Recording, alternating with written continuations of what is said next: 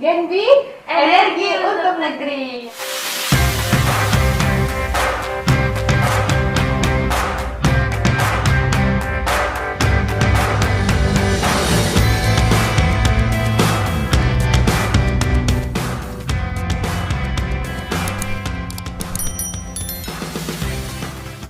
Assalamualaikum warahmatullahi wabarakatuh. Halo Sobat Genbi. Oke, perkenalkan nama aku Elda Sari dan kita kembali lagi di podcast Genbi Provinsi Lampung. Dan kali ini kita kedatangan narasumber yang keren banget nih, yaitu Kak Khadijah Amanah. Halo Kak Khadijah. Halo Sobat Genbi. Halo Kak Khadijah, kesibukannya apa nih Kak sekarang? Kalau untuk sekarang karena udah mau mulai tahun ajaran baru, mungkin mempersiapkan untuk semester selanjutnya. Habis itu kemarin juga habis KKN, udah selesai laporan dan sekarang lagi kosong aja sih. Paling ikut-ikut webinar dari acara-acara BI, ya kan sekarang lagi banyak banget tuh ya. Ya udah sih itu aja. Terus ikut-ikut pelatihan online atau ikut-ikut apa ya? Ya seminar-seminar kayak gitu. Berarti sekarang Kak Khadijah udah mau masuk semester akhir nih ya Kak? Iya. Oke, jadi Sobat Genbi, kali ini kita akan membahas topik yang gak kalah menarik dari sebelumnya, yaitu menjadi produktif dengan karya tulis ilmiah. Jadi kalau kita ngomong-ngomong soal produktif atau karya tulis itu nih jagonya nih Kak Khadijah ya Kak ya? Waduh. Bisa diceritain dong Kak, Kakak suka sama karya tulis sejak kapan sih? Aku mulai untuk belajar karya tulis itu dari awal semester 3 naik semester 4. Nah di situ aku berpikir kalau skill apa sih yang bisa aku pelajarin dan bisa menunjang waktu aku kuliah gitu loh. Maksudku maksudnya sih kita kuliah cuman untuk belajar di kelas aja gitu loh. Makanya aku belajar karya tulis ilmiah. Karya tulis ilmiah ini emang berguna banget. Apa sih? Selain kita bisa ikut lomba-lomba, kita juga bisa untuk upgrade skill kita di kalau kita mau buat makalah di itu kan sering banget disuruh dosen di kelas ya. Terus esai dan ikut lomba juga bermanfaat banget buat improve skill kita gitu. Terus berprestasi ya gitu. Kak Khadijah ini aktif di organisasi ya Kak ya? Bisa dong Kak sebutin ke Sobat Genbi di rumah nih, Kakak ikut organisasi apa aja? Kalau sekarang aku ada di dua tempat. Yang pertama itu ada di Forum Silaturahim Studi Ekonomi Islam atau FOSEI, itu di Regional Sumbaksel. Aku jadi Kepala Departemen Media dan Komunikasi.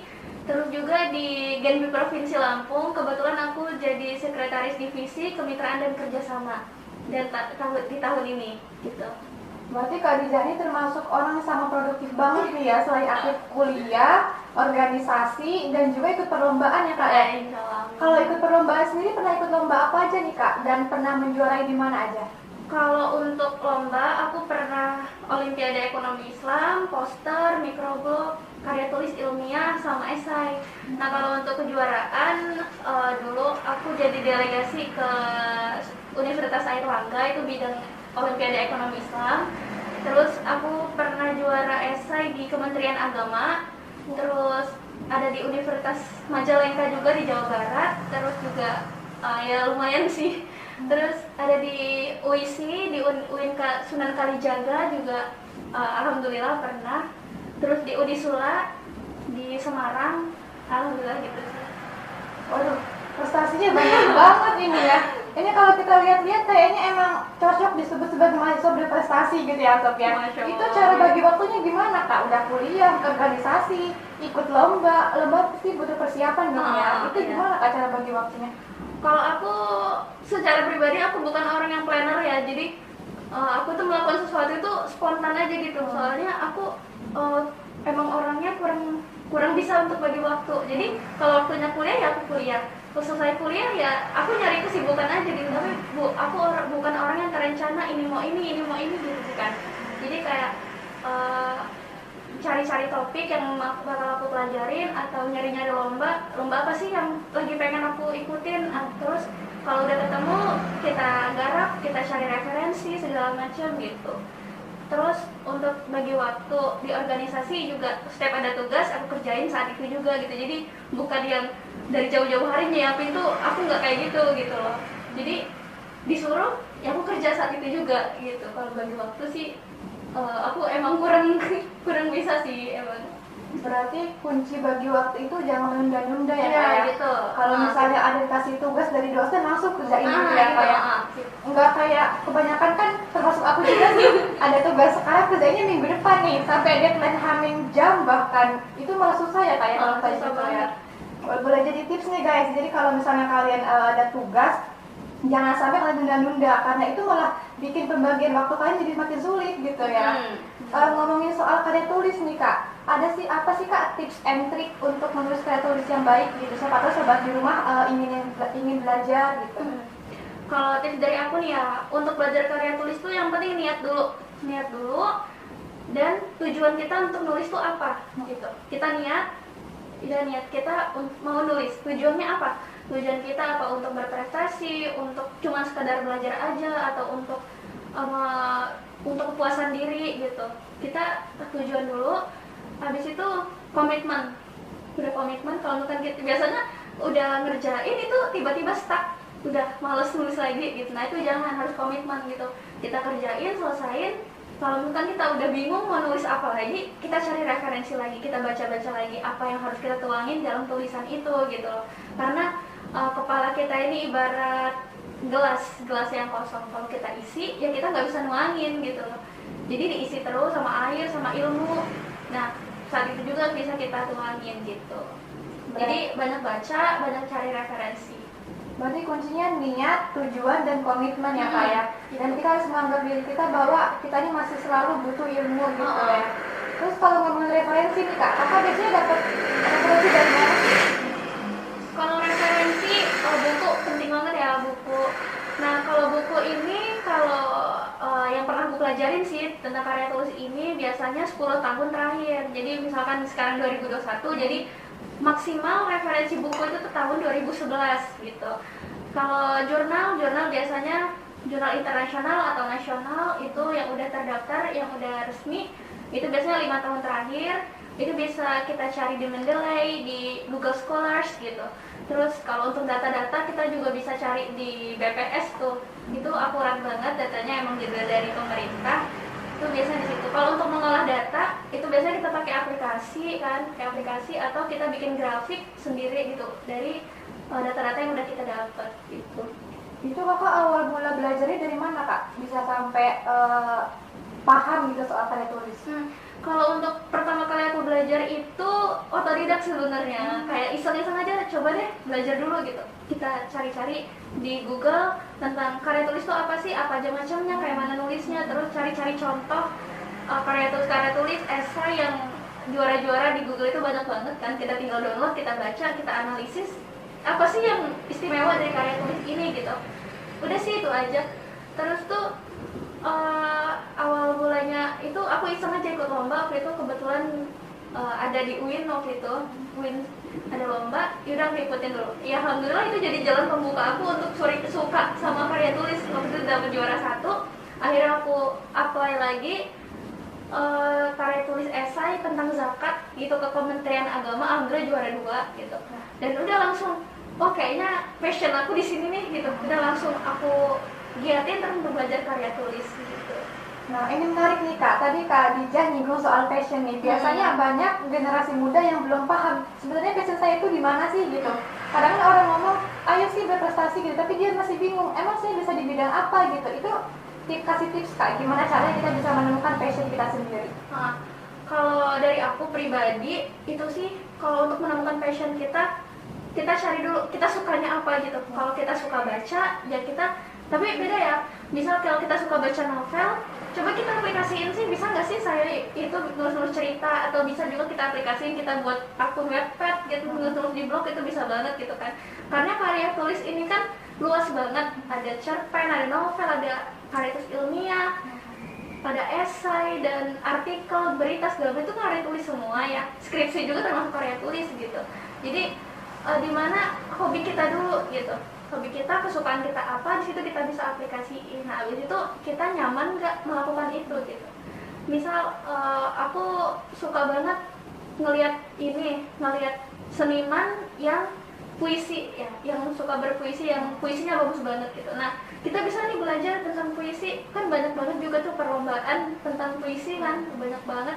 Itu bisa juga kita coba deh apply dulu, coba deh kita ikut-ikut dulu, karena aku suka banget sama puisi, dan coba deh kita nulis puisi gitu sih. Kayak apa yang kita suka coba kita lakuin juga gitu loh. Jadi caranya adalah mencari apa yang kita suka untuk kita tekuni gitu ya Kak ya.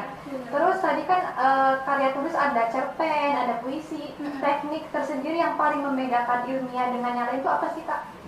Nah, kalau misalkan perbedaan mendasar antara karya tulis ilmiah sama novel, misalnya sama cerpen itu biasanya di bahasa sih, tata bahasanya. Kalau misalkan novel atau cerpen itu kayak bahasanya bahasa estetik gak sih? Kayak gimana ya? Puitis gitu ya? Bahasanya tuh kayak perumpamaan gitu kan. Nah, kalau karya tulis ilmiah atau esai itu nggak perlu sih kalau perumpamaan kayak gitu. Harus tugas jelas, tegas, jelas, lugas gitu. Jadi udah pakai bahasa baku yang mudah dimengerti oleh pembaca gitu. Karena kan kalau karya tulis ilmiah ini kita menyampaikan sesuatu masalah dan kita memberikan solusi gitu. Jadi harus bisa dipahami sama pembaca kita gitu. Oh ya Kak, ada pepatah nih mengatakan bahwa pengalaman adalah guru terbaiknya Kak ya. Boleh dong Kak ceritain pengalaman terasik dan terpahit Kak Dijah nih selama menulis karya ilmiah? Oke. Kalau untuk pengalaman terasik pastinya asik banget kalau udah menang juara ya, dapat juara, dapat uang gitu. Ya itu udah berprestasi gitu, itu asik banget gitu. Kalau pahitnya ketika kita udah stuck, nggak tahu menulis apa dan kita males untuk melanjutin gitu, itu sih. Terus kita juga nggak punya teman yang bisa diajak diskusi atau kerjasama, itu aku sering banget sih kayak gitu. Jadi aku tuh ngerjain sendiri karena aku bingung, nggak punya teman yang buat diajak diskusi gitu loh. Tapi kembali lagi gimana kita kembangin diri kita gitu. Kita harus independen kan, nggak mesti untuk bergantung sama orang lain terus gitu. Jadi yaudah deh, ayo garap kataku. Ya itu sih pahitnya kalau kita udah lemas, udah males dan gak ada teman, gak ada support system gitu loh. Itu sih. Support system itu pasti sangat dibutuhkan ya. Terus support system kakak siapa sih sekarang Kak? Pastinya orang tua ya. Orang tua ya. Orang tua pastinya gitu, karena masa orang tua udah biayain kita banyak-banyak untuk pendidikan dari TK nyampe kuliah ini, tapi kita nggak ngasih apa-apa sih gitu kan. Apalagi kalau misalkan nanti kita di masa pandemi ini susah banget kan untuk nyari kerja, untuk nyari pengalaman lain gitu ya, untuk menunjang masa depan kita gitu. Jadi apa yang kita lakuin sekarang itu ya fokusnya ke orang tua dulu gitu. Kak Dijah kan udah sering banyak ikut lomba ya Kak ya, dan banyak juarain. Tapi pernah nggak sih Kak kakak ikut lomba dan itu gagal gitu? Sering banget. Itu gimana Kak cara mengatasi kesedihannya? Gimana cara membangun lagi semangatnya gitu? Nah, kalau itu aku pasti yakin diri aku pasti orang yang menang itu lebih banyak latihan, lebih bagus, lebih berpengalaman gitu. Jadi kadang kalau misalkan ada yang aku ikut lomba terus kalah, aku hubungin orang yang menang itu. Coba sih lihat contoh karya tulisnya kayak gimana biar bisa aku jadi referensi dan contoh untuk bisa lebih baik lagi gitu. Karena rezeki orang kan nggak kemana ya, mungkin setiap orang tuh punya rezekinya masing-masing. Ketika kita lagi nggak menang, lagi kalah, ya itu bukan rezeki kita gitu kan. Karena itu juga udah ketetapan yang terbaik buat kita gitu sih. Karena nggak selalu kita harus jadi pemenang gitu. Karena kekalahan juga bisa jadi motivasi kita untuk lebih baik ke depannya. Jadi kalau misalnya kita lomba terus kalah, jangan sampai patah semangat ya Kak ya. Justru itu jadi lebih bikin kita semakin termotivasi gitu ya. Dan kita cari cara gimana caranya kita tuh bisa lebih baik lagi gitu kan ya. Iya. Boleh dong Kak kasih sesuatu penjelasan gitu tentang kalimat mahasiswa produktif gitu. Iya. Kalau mahasiswa produktif, kalau pribadi aku ya, mahasiswa produktif itu dia tetap memprioritaskan kuliah, tapi ada banyak hal yang dilakukan yang itu bermanfaat buat diri dia dan lingkungan sekitar dia gitu. Misal kalau kita kuliah tetap kita prioritaskan, tapi kita masih ikut event atau kita ikut kepanitiaan, organisasi, menjadi pengurus gitu. Tapi kuliah kita nggak terlantar gitu. Terus juga kita berani untuk mulai suatu hal yang baru dengan ikut kompetisi, perlombaan, itu menurutku produktif sih. Jadi mungkin kita nggak bakal bisa imbang antara kuliah, organisasi sama perlombaan atau kompetisi, itu nggak bakal bisa imbang gitu. Pasti ada yang satu yang kita prioritaskan. Tapi kembali lagi prioritas kita prioritas orang tua kita juga untuk membiayai kita di kampus itu untuk kuliah, bukan untuk berorganisasi atau bukan untuk berkompetisi. Jadi harus tetap kuliah, kompetisi dan organisasi itu nilai bonus atau nilai manfaat yang harus kita kejar juga gitu menurut aku. Berarti kita kuncinya walaupun kita kuliah diutamakan, tapi jangan sampai membatasi diri untuk mengembangkan diri kita ya Kak ya. Benar banget. Terus nih Kak, pernah nggak sih Kak Dija ngerasa capek gitu? Kuliah capek, habis itu organisasi, ditambah harus mikirin lomba yang belum kelar gitu. Pernah nggak sih Kak ngerasa capek kayak gitu? Pernah banget. Jadi kadang kalau misalkan aku lagi capek kayak gitu, aku punya satu itu tips ya kalau buat diri aku itu. Yang pertama itu kita ngasih diri kita sesuatu gitu. Misal kita suka banget nih beli kopi di kafe-kafe gitu, coba deh order gitu buat reward buat diri sendiri, karena kok hebat banget udah ngerjain semua hal sendirian gitu. Itu sih pertama. Itu karena kalau kita udah melakukan itu, kita juga lega dan ayo lanjut lagi gitu. Terus yang kedua, biasanya aku membatasi diri juga. Jadi kerja jadi Senin sampai Jumat itu aku full. Misal kuliah, organisasi dan juga ikut-ikut lomba itu Senin sampai Jumat itu. Dan kalau capek Sabtu Minggu aku nggak ngerjain apa-apa gitu. Walaupun ada yang nyuruh untuk buat ini Sabtu Minggu nggak aku layanin gitu. Jadi aku mulai lagi Seninnya gitu. Jadi 2 hari itu untuk aku istirahat biasanya kalau aku lagi capek banget gitu. Itu sih tips dari aku. Jadi memberikan self reward buat kita, buat diri kita sendiri. Yang kedua, istirahat, kasih jeda dari semua kegiatan gitu. Berarti intinya kalau misalnya kita capek itu istirahat ya Kak Istirahat. Tapi jangan ngilang ya Kak. Bener. Ini bahas apa jadinya? Oke Kak, jadi terakhir nih, kasih dong Kak penyemangat untuk Sobat Genbi di rumah, gimana supaya kita mau produktif, supaya nggak jadi mahasiswa kupu-kupu gitu. Jadi kalau untuk pesan dari aku, masa-masa sulit seperti ini, masa pandemi seperti ini jangan menjadi alasan diri kita untuk nggak berkembang gitu. Sementang semuanya online, jadi kita nggak mau melakukan sesuatu hal yang lebih bermanfaat dan lebih banyak untuk mengembangkan diri kita gitu. Jadi masa-masa kuliah ini adalah masa-masa yang sangat bermanfaat loh. Waktu kita untuk melakukan banyak hal, untuk mengembangkan diri kita dan untuk waktu-waktu kita menunjang masa depan kita nanti. Jadi menurut aku harus memanfaatkan waktu kita di kuliah ini, waktu-waktu sekarang ini sebaik mungkin, walaupun kondisi saat ini susah banget gitu. Jadi kalau misalnya walaupun pandemi nih ya Sobat Genbi ya, jangan sampai kita malah asik rebahan gitu ya. Rebahan is my life gitu ya. Justru kita di rumah harus kita manfaatkan sebaik mungkin gitu ya. Kita cari peluang, kita cari apa nih bisa aku lakuin gitu ya. Kayaknya luar biasa banget ya topik hari ini ya. Banyak terinspirasi nih Sobat Genbi. Makasih ya Kak Dija ya untuk waktunya ya. Semoga kedepannya kuliahnya makin lancar, terus lomba-lombanya juga makin banyak mencetak juara lagi. Amin. Oke Sobat Genbi, makasih untuk perhatiannya dan mohon maaf bila ada kesalahan ya. See you. Wassalamualaikum warahmatullahi wabarakatuh.